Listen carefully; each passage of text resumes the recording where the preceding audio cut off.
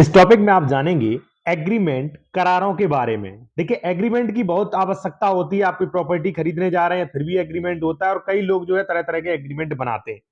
तो थोड़ा अगर प्रॉपर्टी आप खरीदने जा रहे हैं तो थोड़ा सावधान हो जाइए, क्योंकि आपका पैसा बर्बाद हो सकता है और बहुत ज्यादा नुकसान हो सकता है आपका। तो आपको ये जान लेना चाहिए। हम 4 पॉइंट पर बात करेंगे। एग्रीमेंट पर नियम क्या है, कौन से एग्रीमेंट मान्य होंगे, कौन से नहीं होंगे कानून अनुसार। तीसरा, एग्रीमेंट में क्या क्या सावधानी रखें, और एग्रीमेंट की फीस, एग्रीमेंट प्रारूप। एक चीज साथियों, और यहाँ पे यदि आप लीगल कंसल्टेशन, कोई कानूनी सलाह लेना चाह रहे हैं विशेषज्ञ द्वारा, तो हमारा कॉन्टैक्ट नंबर, व्हाट्सएप नंबर जो है वीडियो की डिस्क्रिप्शन में आपको मिल जाएगा। ठीक है, लीगल कंसल्टेशन या पीडीएफ वगैरह। ठीक है, या मान लीजिए कोई आप डॉक्यूमेंट चेक करवाना चाह रहे हैं प्रॉपर्टी खरीदने से पहले, तो वो भी आप करवा सकते हैं। प्रॉपर्टी विवादित तो नहीं है। अब साथियों, यहां पे सबसे फर्स्ट क्वेश्चन रहेगा कि एग्रीमेंट्स पर नियम क्या है। साथियों, जैसे मान लीजिए मैं और आप कोई प्रॉपर्टी खरीद रहे हैं, बेच रहे हैं, तो हम दोनों लोगों के बीच में करार हो सकता है। और करार होना भी जरूरी है, क्योंकि मान लीजिए 2 महीने का समय लग सकता है। उस समय, उस बीच में मान लीजिए हम अपनी बात से मुकर गए या आप मुकर गए, तो इसलिए करारों के समूह को भाई दोनों लोग जो है करार कर लेते हैं कि भाई हाँ, इतने तारीख तक जो है हम आपको पैसा दे देंगे। तो एग्रीमेंट्स बेहद जरूरी है। ठीक है, अब सवाल ये आता है कि कौन से एग्रीमेंट मान्य होंगे। साथियों, सबसे पहले मैं आपको बता दूं कि अनरजिस्टर्ड एग्रीमेंट से बचें। अनरजिस्टर्ड एग्रीमेंट्स की ज्यादा वैल्यू नहीं है, यहां तक कि वो कोर्ट में मान्य भी नहीं हो सकते हैं। ठीक है, अब इस पर कानून देख लीजिए, कानून क्या कहता है। यहां पे आप देखेंगे साथियों, स्पष्ट लिखा है, करारों का रजिस्ट्रीकरण आवश्यक नहीं होता है। अब आप कहेंगे आवश्यक नहीं होता है, लेकिन, अब लेकिन शब्द लग गया, यदि कोई करार स्वयं में किसी अचल संपत्ति में कोई हित उत्पन्न करता है जो कि 100 रुपए या उससे अधिक मूल्य का है, तो इसका रजिस्ट्रीकृत अनिवार्य है। अब देखिए, स्पष्ट मेंशन कर दिया कि ऐसी कोई प्रॉपर्टी का मान लीजिए करार हो रहा है जो 100 रुपए से अधिक की है, तो ऐसी कंडीशन में जो है रजिस्ट्रीकृत अनिवार्य है।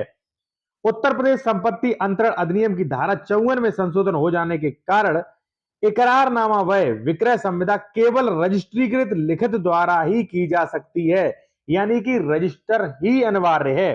और भाई होना भी क्यों नहीं चाहिए। मान लीजिए आप, हमारे बीच कोई संविदा नहीं हुई, कोई करार नहीं हुआ, हमने फर्जी तैयार कर लिया, इसलिए रजिस्टर्ड आप कोशिश करें, रजिस्टर्ड मैंडेटरी है।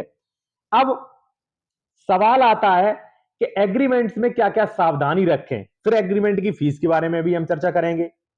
साथियों, एग्रीमेंट में सबसे पहले तो मैं आपको बता दूं कि एग्रीमेंट में जो शर्तें जो हैं वो अच्छी होनी चाहिए। अगर मान लीजिए आप अच्छा एग्रीमेंट चाहते हैं, तो आप मेरे द्वारा पीडीएफ भी ले सकते हैं। कॉन्टैक्ट नंबर जो है वीडियो की डिस्क्रिप्शन में मिल जाएगा, व्हाट्सएप नंबर। ठीक है ना। वैसे मैं आपको बता दूं कि एग्रीमेंट में सावधानी आप ये रखें कि आपका उसमें प्रॉपर्टी का डिस्क्रिप्शन, प्रतिफल, और एग्रीमेंट की तारीख, और एग्रीमेंट अगर मान लीजिए कोई व्यक्ति जो है, अगर मान लीजिए उसे डिसमिस करता है एग्रीमेंट को, तो ऐसी कंडीशन में उस पर कोई क्लेम होना चाहिए, और उससे मान लीजिए कंपनसेशन भी लिया जाना चाहिए, और कोर्ट द्वारा जो है आप वो रजिस्ट्री संपन्न करवा सकते हैं। ठीक है ना। तो सारी शर्तें, प्रतिफल, प्रॉपर्टी का डिस्क्रिप्शन, कुछ चीजें जो है काफी इंपॉर्टेंट होती हैं, जो एग्रीमेंट में आपको ध्यान रखनी चाहिए। ठीक है ना। देखिए, एग्रीमेंट ने, एडवोकेट ने क्या लिखा है वो इंपॉर्टेंट नहीं, आपके अनुसार वो शर्तें सही है कि नहीं, वो ज्यादा इंपॉर्टेंट है। ठीक है ना। तो एग्रीमेंट में अपनी शर्तें जो हैं बहुत अच्छे से सोच समझ के रखनी चाहिए। एग्रीमेंट में डेट निर्धारित होनी चाहिए, इतनी तारीख को हुआ, इतनी तारीख को कैंसिल हो जाएगा। ठीक है ना। और सारी चीजें जो है इसमें क्लियर जो है स्पष्ट मेंशन होनी चाहिए। ठीक है।